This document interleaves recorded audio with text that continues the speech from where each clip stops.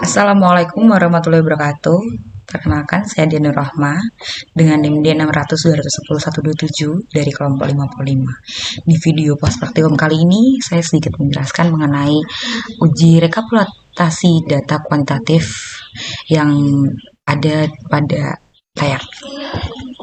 Pada Excel ini terdapat 50 data yang dimana ada butir pernyataan terdapat 10. Dan di sini terdapat total skor dan rata-rata. Untuk total skornya sendiri pada kolom total skor dapat kita cari dengan rumus sama dengan sum dari data 1 hingga data ke-10 kita blok. Setelah kita tutup kurung, itu kita enter. Akan muncul hasilnya.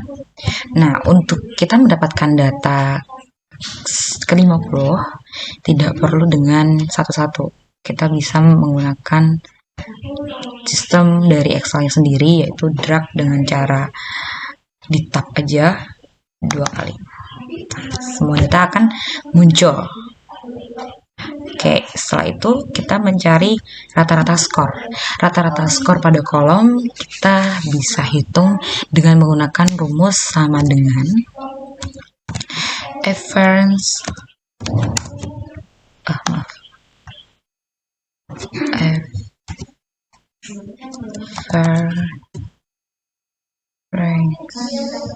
ya, dengan data ke-1 hingga data ke-10 kita blok. Setelah itu kita tutup kurung dan kita enter. Sudah terdapat jumlah rata-rata yang sudah muncul. Untuk ke bawahnya tidak perlu kita cari satu persatu, kita akan menggunakan drag dan ketik 2 kali. Oke, dan untuk tabel tingkat kepuasan sendiri, di sini ada interval dari mulai 0 hingga 1 dan terdapat skor 1 dengan keterangan sangat tidak puas. Sedangkan dari interval 1,1 hingga 2 dengan skor 2, keterangannya adalah tidak puas. Dengan interval 2,1 hingga 3 dengan skor 3, keterangannya cukup puas. Dengan interval 3,1 sampai 4 dan skornya 4, yaitu keterangannya puas. Dan untuk interval 4,1 sampai 5 mempunyai skor 5, dia mempunyai keterangan yaitu tingkat kepuasan sangat puas. Untuk data rekapitulasi kuesioner sendiri sudah selesai. Kita bergeser pada R-tabel. Pada R-tabel sudah terdapat tingkat signifikan untuk uji satu arah dan untuk tingkat signifikan untuk uji 2 arah. Di sini sudah terdapat datanya, sudah terdapat data 1 hingga data sampai bawah. Ini ada 200 data. Dan di sini cara mencari uji tingkat uji 2 arah dengan tingkat signifikannya, kita mencari yaitu dengan rumus, tetapi dengan tingkat kesalahan yang terjadi pada tingkat signifikasi yang terjadi pada sebuah penelitian menggunakan fokus yaitu 95% untuk mendapatkan nilai signifikan dengan menggunakan cara sama dengan 1 kurangi 0,95 lalu enter, akan mendapatkan hasil 0,05. Nah, untuk tabel pada di bawahnya karena tidak terpakai kita delete saja, di atasnya juga kita delete aja. Nah, untuk N-nya sendiri berisikan banyak responden. Untuk mengetahui, lihat pada sheet rekapitulasi dan lihat pada bagian kolom akhirnya. N-nya ini di rekapitulasi kuesioner, kita lihat pada di rekapitulasi kuesioner yang terakhir di sini terdapat angka 50, maka kita tulis 50. Untuk DF sendiri menyatakan posisi dalam satu sistem untuk mendapat nilai DF dapat dilihat dari tabel, di mana pada kolom DF N kurangin 2. Berarti kita di sini menggunakan rumus sama dengan N-nya tadi 50, kita kurangin 2. Kita enter, hasilnya 48. Dan untuk R tabel sendiri, karena melakukan uji dua arah dan telah mendapat tingkat signifikan sebesar 0,05 maksud saya, maka fokus pada kolom 0,05 dan kita sudah mengetahui nilai DF yaitu 48 sini, maka kita fokus pada baris ke-48 lalu isi secara manual. Jadi kita mencari, karena kita tingkat signifikansinya sudah 0,05 di sini 0,05 dengan DF 48, kita cari di kolom C 48. Di sini terdapat angka yaitu 0,2787. Kita tulis secara manual 0,2787. Baik, jika sudah, kita sudah mengisi di bagian R tabelnya. Setelah itu kita mengisi di uji validitas. Pada uji validitas sendiri, pada N sudah tertera, sudah terisi tadi pada waktu R tabelnya, yaitu kita lihat lagi mungkin kalau kurang mantap atau kurang pas, yaitu 50. Setelah itu DF-nya sendiri tadi pada R tabel DF-nya ada 48. Kita tulis di sini 48. Setelah itu confidence levelnya di sini sudah tertera tadi di awal yaitu 95%. Dan untuk alfanya yaitu 0,05. Setelah itu T-tabel digunakan untuk menghitung R tabel secara manual. Pada T-tabel ini menggunakan inferensi dua arah distribusi T. Maka dari itu menggunakan rumus sama dengan tin. Setelah itu alfa titik koma DF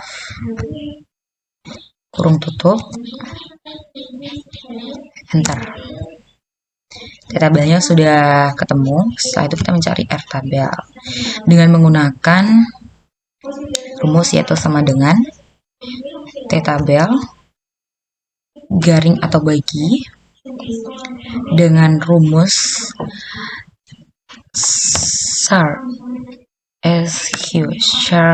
SQRT atau bisa disebut dengan akar ya di sini ya. Setelah itu DF, klik DF ditambah T tabel. Setelah itu kita pangkatkan 2, lalu tutup kurung, lalu kita enter. Sudah menemukan R tabel di sini. Jika memakai rumus hasilnya 0,2787. Sekian. Nah, kita bandingin dulu di sini dengan tabel di R tabelnya sendiri bahwa kita sudah benar ya. Sudah cocok dari uji dua arah sendiri dan uji validitas. Setelah dari sini pemakaian SPSS. Kita copy pada data 1 sampai data 10 ditambah dengan total skornya sendiri dan kita pastikan di data SPSS-nya. Jika udah, di sini ada dua view, di mana ada data view dan variable view. Di variable view sendiri terdapat beberapa sheet, di mana di sini ada name sendiri, fitur name sendiri digunakan untuk mengubah suatu nama yang diinginkan. Contoh ada soal 1 hingga soal 2. Soal underscore 1.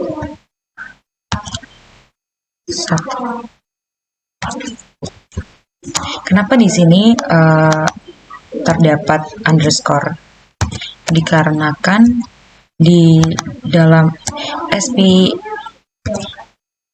SPSS sendiri tidak bisa menggunakan spasi, dalam arti spasi tidak teridentifikasi.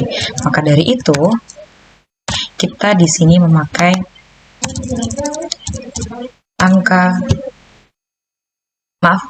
kita menggunakan underscore gitu. Kita tulis secara manual di sini dari mulai 1 hingga 10, kita sampai 8,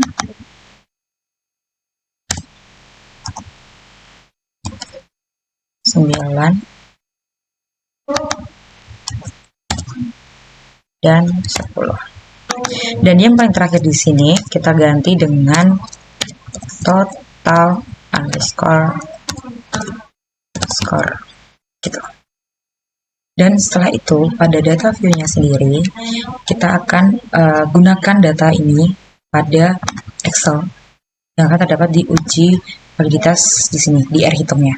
Maka dari itu kita cara mencarinya pada data view, kita di Arizil, setelah itu di character, kita pilih variables, setelah itu data 10 dan total score ini kita pindahkan di variables dengan cara shift ctrl bawah, kita pilih semua, setelah itu kita pilih ke. Dan di sini kita perhatikan, kita centang version dan total, setelah itu kita oke. Muncul. Setelah itu kita membutuhkan pada total score ini di bagian 5879, kita tap dulu sampai muncul. Nah, muncul pivot table. Setelah itu dapat kita pastekan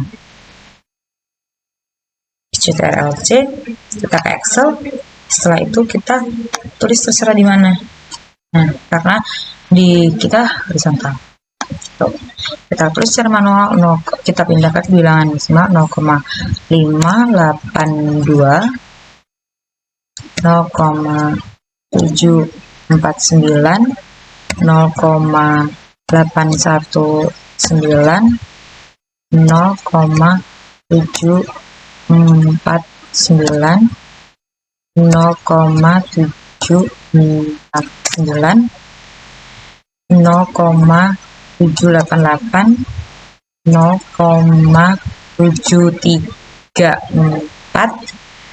0,777, 0,714, 0,612, dan oke, kita bilangan yang sudah kita ubah menjadi bilangan desimal, kita pindahkan ke hitung dengan cara klik kanan dan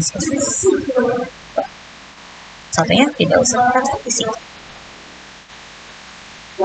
Jika sudah begini, pada uji validitas di sini terdapat dari R hitungnya dan R tabelnya keterangannya valid atau tidak valid. Nih, dinyatakan R hitung jika lebih dari R tabel maka dapat dinyatakan valid. Maka dari itu sini kita tulis valid.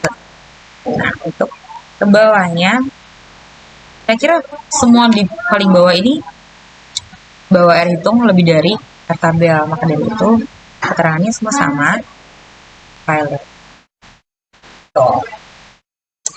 Oke, setelah itu kita lanjutkan mengenai rehabilitas. Dan pada rehabilitas sendiri, di sini kita akan mencari nilai X dengan bantuan SPSS kembali, di mana pada butir yang tidak valid dihapus dengan blok semua ke kanan. Tapi karena pada data saya, pada data ini semua data valid, maka dari itu pada data view, kita pindah ke ini, SPSS. Pada data fact value, data view-nya, kita lazy lagi. Setelah itu kita scrolling dan kita pilih reliability analysis. Nah, pada di sini kita pilih CTRL Shift. Kita tidak pindahkan semua, kita hanya soal 1 sampai soal 10 untuk dipindahkan ke dalam item. Caranya dengan sama yang tadi, pindahkan. Setelah itu kita pilih bukan OK, tapi kita pilih klik status. Di sini scroll if item jalan, saya itu continue dan OK.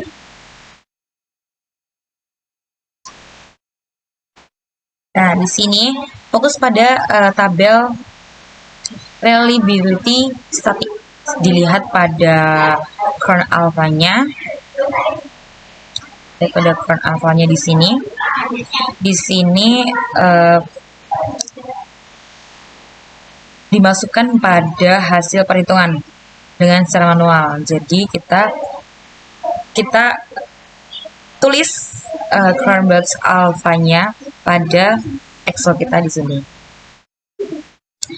Tadi kan di SPSF-nya 900. Berarti kita tulis di sini yaitu 0,900. Tuh. Dan di sini alpha jika lebih dari L tabel, maka dapat dikatakan reliable.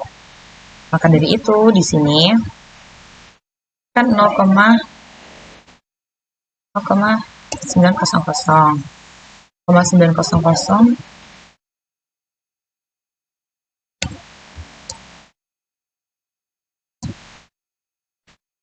Di sini berarti alfa kita 0,900 pada R tabel kita 0,2787. Maka dari itu uji reliabilitas kita yaitu reliable.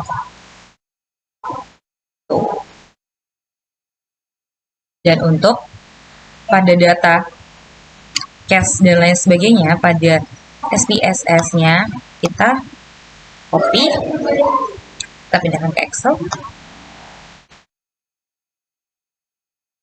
Satu kita kasih yang namanya dengan analisisnya pada analisis ini. Kita kasih dengan output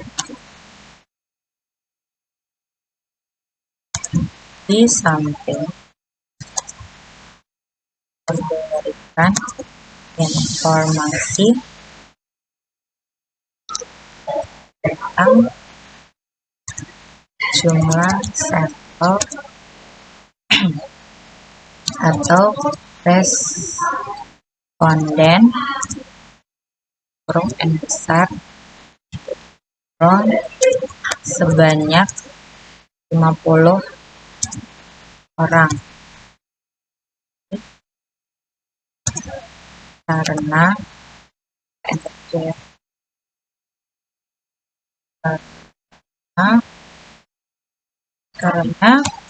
tidak ada data yang kosong dalam pengertian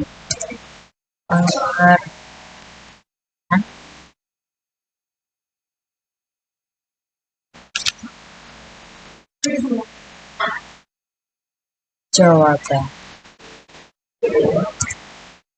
responden semua. Saya itu udah sini waktunya kita Oke, setelah itu pada bagian bawah kita lanjutkan pada reliability.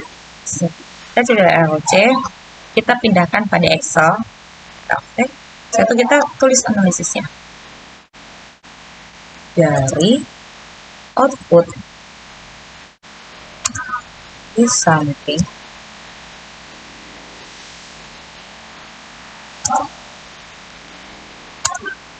of item where pernyataan pada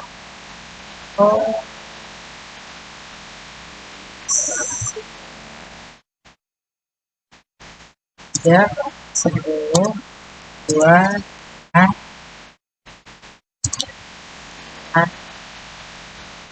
atau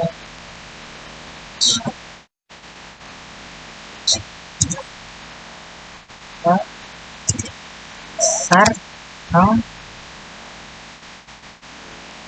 9,1.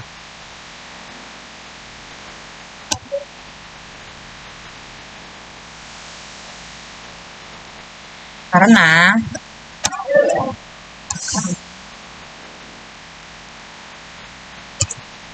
nilai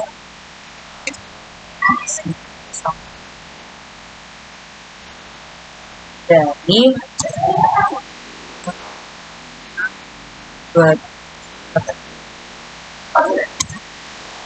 dapat disimpulkan bahwa ke-10 pernyataan adalah reliable atau konsisten.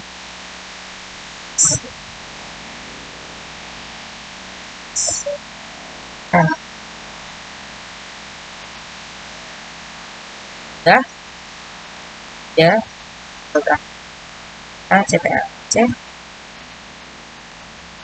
So, sini LV perlengkapnya del output something dan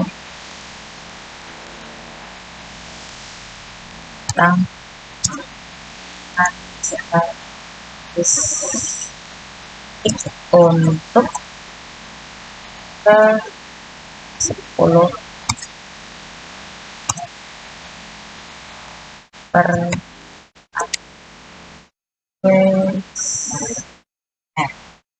variabilitas sendiri. Di sini ada 3 tabel yang kita salin dari data SPSS-nya, dan di sini juga sudah kita analisis dari tabel-tabel ini, yaitu sudah memiliki analisis masing-masing. Dari tabel yang kita itemkan tabel statis, yaitu tabel output, di samping diberikan gambaran tentang nilai statis untuk ke-10 item pernyataan kuesioner. Dalam tabel ini diketahui untuk nilai converse alpha untuk ke-10 pernyataan adalah 0,900. Kan dari itu dapat kita simpulkan bahwa ke-10 pernyataan dalam ke-10 pernyataan tersebut reliable. Oke, untuk data reliabilitas statis juga sudah kita tulis analisisnya dari output samping and of item biar pernyataan pada kuesioner ada 10 buah dengan nilai converse-nya alpha sebesar 0,900.